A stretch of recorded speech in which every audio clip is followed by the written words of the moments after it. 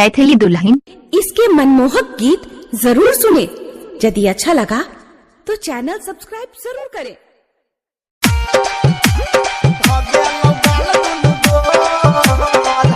अभी आप सुन रहे हैं तेनवाही से माँ दुर्गा म्यूजिक की प्रस्तुति।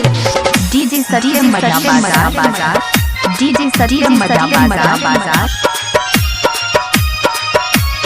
म्यूजिक बाय संजय शमराज।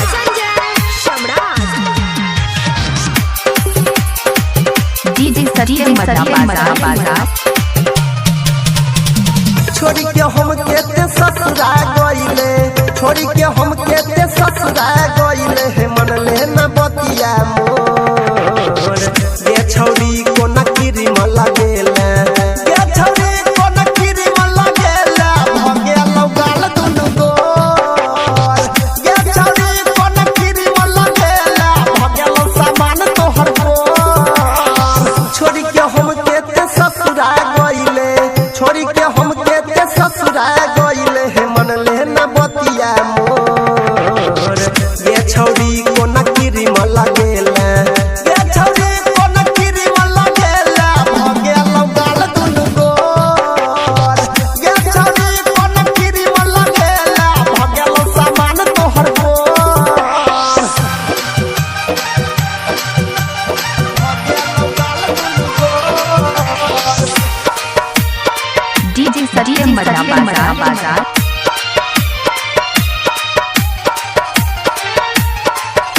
डीजे सरियम मजा बाजार।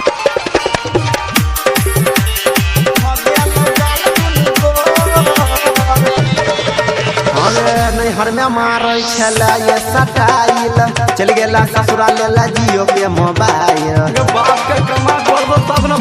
सुना ना नैहर में मारै छला ये सटाइल, चल गेला ससुरा लेला जियो के मोबाइल। हिपी कटाई के ये भरो बनाई के, हिपी कटाई के ये भरो बनाई के, देखै में लागै छा बेजोर।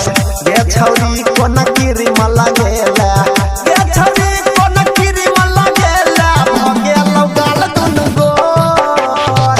ये छौरी कोना किरी म लगेला, भगे लौ सामान तोहर गोर। भगे लौगाल दुनु गोर। अभी आप सुन रहे हैं तेनवाही से माँ दुर्गा म्यूजिक की प्रस्तुति।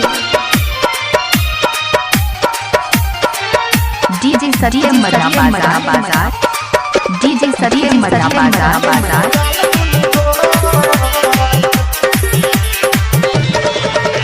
गई कहै छै लाठियो लभरानी जी, फोन के गोरी करा बाब छलाई जी। सुना ना कहै छै लाठियो लभरानी जी, फोन के रोजे करा बाब छलाई जी।